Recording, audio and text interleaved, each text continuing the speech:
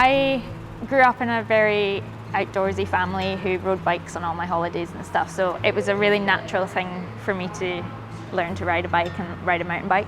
And my dad raced when I was younger and I used to go and support him, and then that kind of flipped. We used to hire a holiday home every 4 years to watch the Olympics with my family. So we'd go to France, Cornwall, wherever, and we would stay for like a week and we'd watch every event. And we were watching the games and it was the athletics, and I couldn't watch because I wanted to be competing so bad at the age of 8 when I wasn't even doing athletics or anything. I was still under 12 and it was like a local cross league, so it's about a 10-minute little race.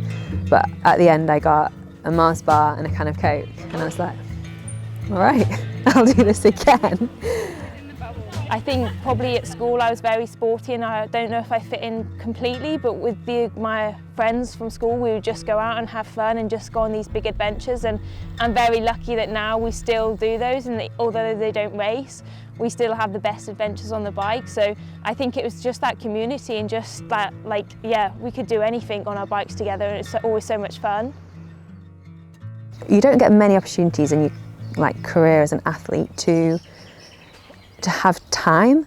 If we're racing from maybe January through to October, and that's without doing any kind of winter races, you've got a really short time to get off season and then training and back into shape.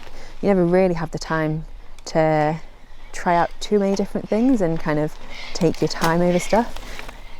Like I say, I've done it for a lot of years, but you can still learn so much.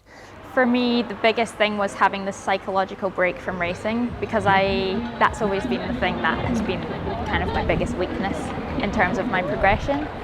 And it was really nice to have 6 or 7 months of kind of consistent nice weather training and have the time to be able to work on the mental part and start working with a sports psychologist. And that, even in the kind of 3 months I worked with him leading into last year's season, it was massive, the difference it made to my mindset in racing.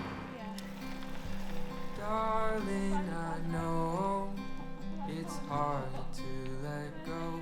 We started on a little bit of the back foot with when Olympic qualifications started in 2018. But this second period and the second year of the Olympic qualifying, the 3 girls' performances have just moved us kind of up through the teens and to where we sit now in nation rank number 8. So we're coming in kind of fast towards the end of this period. We're just a handful of points sort of behind Germany in 7th, who hold the two rider place at the moment. I think having 3, like you say, really strong people is amazing. As long as I can remember, for mountain bike in the UK, we've not had that, and I think that it's just great to see the depth and the talent that there is.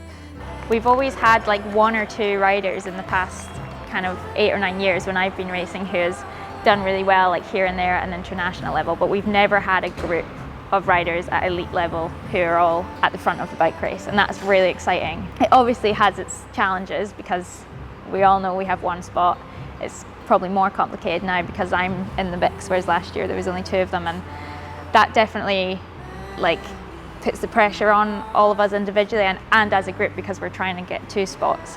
Yeah, I think it's hard because you're competing to get more places, but you're also competing to be the best to get that place as well. So I think, yeah, I suppose I just want to go, so I'm just working so hard to make sure I'm going to be the top person, really. Obviously, if you want to qualify for the Olympics, if we have 1 or 2 places, you've got to be going well. You've got to kind of be really on top of your game and going for it, which, I mean, to be honest with you, you're going to need to be anyway, aren't you, for the Olympic Games? But it's just great to have. It's great to have the depth there, not just to be kind of 1 rider here and there. So I'm so excited to have 3 of us potentially going for 3 spots at the next Olympics. I'm kind of thinking further ahead, and yeah, I think we all have really different strengths.